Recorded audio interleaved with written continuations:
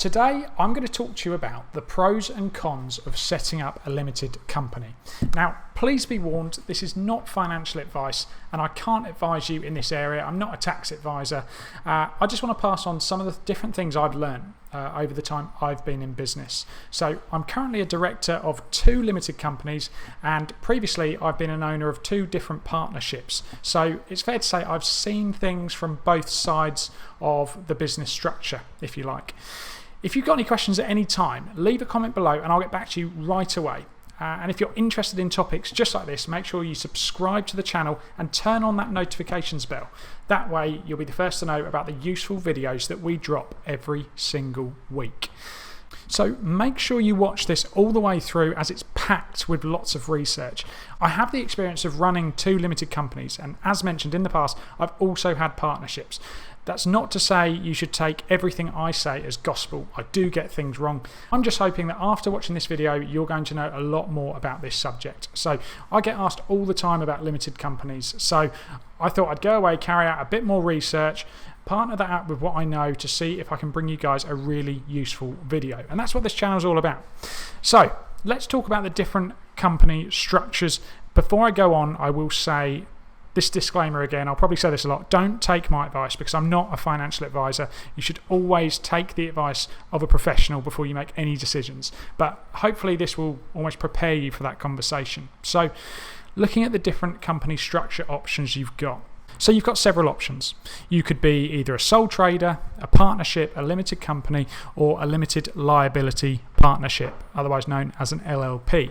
So starting with a sole trader, in this scenario, the business is basically an individual. So you're going to be personally liable for everything. So bills, company responsibilities, records, tax, etc., etc. So with a partnership, it's much of the same, but obviously you've got partners in business with you. So here the partners will share sort of joint responsibilities.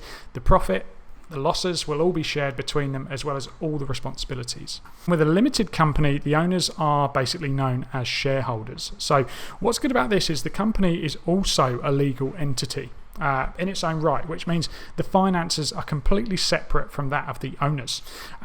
This option's pretty popular with people that basically want to limit their personal liability. So don't worry, I'm going to go into more detail in this shortly. I just want to make sure you've got a full understanding of the different options you've got available to you.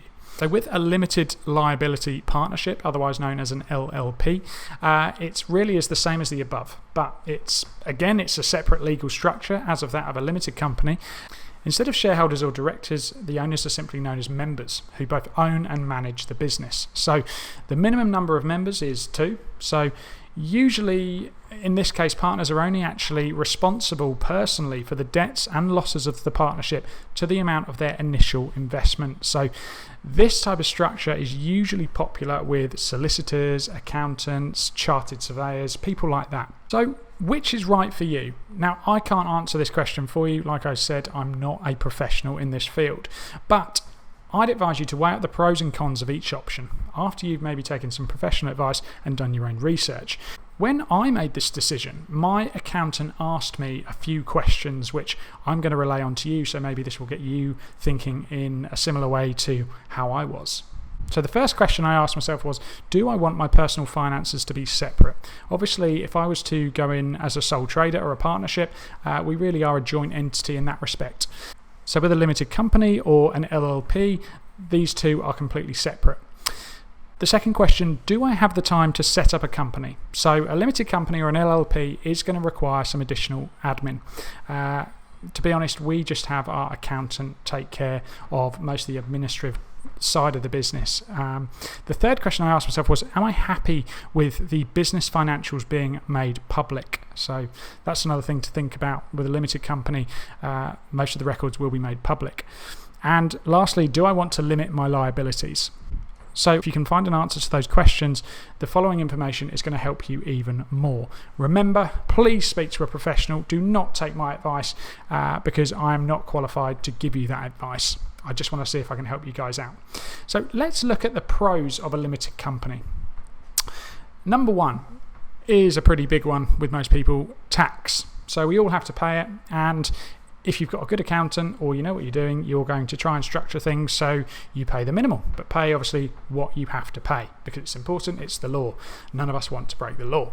So in our case, it's more tax efficient in comparison to a sole trader or partnership option. Now, this will differ for everybody. Usually on the whole, you're likely to pay less tax than that of a sole trader. So limited company profits are subject to corporation tax. Currently for this tax year, so we're 2018-2019, it's set at 19%. So the government have sort of stated an intention to cut this to 17% starting from April 2020. So that's another benefit really. If you're a director of a limited company, you can choose to take a small salary and take most of your income in the form of dividends. And this might well benefit you on the personal tax side of things. So if you were to take a small salary and take the majority of what you're earning in dividends, the dividends are taxed separately and aren't actually subject to national insurance contributions. Obviously, you still have to pay income tax, you still have to pay corporation tax, or the company does, but saving on national insurance contributions is a saving either way. It's a big plus for most people, and I think it's why most people go down the limited option. We, of course, still pay tax on our dividends. Everyone does. It's also worth thinking about you are given a tax-free dividend allowance. It used to be $5,000 when we started for the year. They have since reduced that. I think it's $2,000 currently. Again, don't take my advice on that. That's just based on my research. So point number 2, you will see I've written separate legal entity. So everything from the company bank accounts to the ownership of assets is completely separate. Whereas if you're a sole trader, it's basically treated as a single entity for tax and admin purposes. So the company, if you're a limited company, continues to exist even if you don't. Of course, a company doesn't have to go on forever. It can also cease to exist, but it would just need to be dissolved. So a separate legal entity has its benefits, in my opinion, which takes me nicely onto point number 3, which is limited liability. So this provides reassurance for most people. Now, assuming no fraud or illegal activity has taken place, limited liability basically means you'll not be personally liable for any financial losses made by the business. So this adds a little bit more protection. If in comparison you're self-employed, something goes wrong with the business, you don't enjoy this sort of protection. So something to think about. Moving on to point 4, which is pensions. Now, this is a big one because the company can invest into your pension with the pre-taxed profits. This is actually classed as a legitimate business expense. So, as it's an allowable expense, it's a clear tax advantage over those that are self-employed because overall, well, you're going to pay less corporation tax and it's going to go straight into your pension. When it comes to pensions, we are all different. We had our accountant set all of ours up, and trust me, a good accountant is worth their weight in gold. Ours is excellent, and they do a lot of the work for us here in the business. Point number 5, selling shares. So if you've got a limited company, transfer of ownership is simple. In comparison to a non-registered business structure anyway. So if a shareholder dies, wants to retire or sell their shareholding, it's much easier to transfer ownership. Obviously, there's still a lot of legal work to do on this side of things, but much less in comparison to that of a sole trader or partnership. It can also make funding a little bit more straightforward. So if your business needs a cash injection, you could say consider selling, for example, a 20% stake in your company in the form of shares for a financial injection or gain for you and your business. So it's not quite as straightforward on this side of things when it comes to sole traders and partnerships. It becomes a little bit more complicated, so that's definitely a plus in my opinion. Let's look at some of the cons. And guys, if you've got any questions as I go through this, please just jump in the comments below. I'll get back to you right away and see if I can help you out. First things first, a con of having a limited company is the complexity. So firstly, I'll say that all of these cons I'm going to go through can just be solved simply by hiring a proficient accountant. But for your benefit, I really want you to consider every angle here. Number 1, complexity. So more goes into the running of a limited company. Of course, you get all the benefits that I've run through, but there is more admin work to do. The remedy to this, hire a good accountant. Number 2, cost. So usually people perceive the running costs to be more with a limited company than that of a sole trader.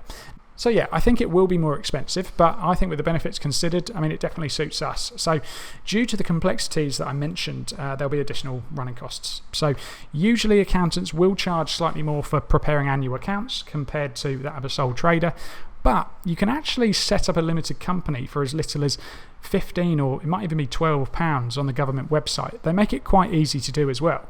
If you're competent with a computer, you can actually handle a lot of the paperwork side of things as well. So to save cost, if you did want to go ahead with a limited company and you felt quite confident with accounting, or you have someone that might be able to advise you in the background, you can do a lot of this stuff yourself. For example, you could do things like submitting your confirmation statement. So this is used to file the annual return that you'll have to submit to Companies House annually every year.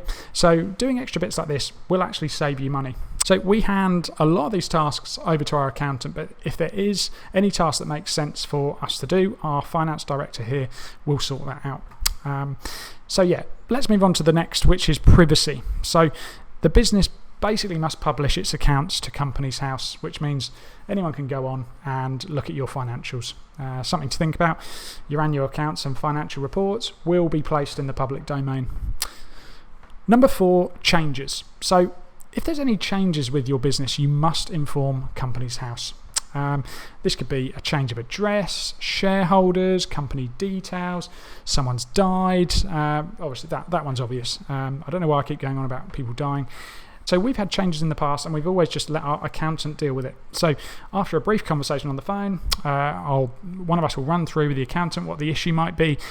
They will just send us a letter confirming whatever we've spoken about, whatever we need to change. We'll just then sign the letter, send it back to them, to which they'll deal with everything from there. So for us, all of these cons are solved by having an accountant, and if you find a good one, they'll guide you through a lot of this process. You can learn a lot along the way. So yeah, you may have heard this before, but a good accountant will actually pay for themselves, and we've definitely found this to be true. So hopefully this has helped. If I've missed anything at all, please leave questions in the comments below and I'm happy to help, whatever it is. And if you'd like to join our community of hungry entrepreneurs, make sure you subscribe and turn on the notifications button, because that way you're going to be made aware whenever we drop a useful video just like this. Please remember, this video is not financial advice. I just thought it'd be useful to give you guys a guide which might then prepare you for the next conversation you have to have with an accountant. So thanks for tuning in, guys. There'll be more from us here at eBusiness Boss very soon. Thanks for watching.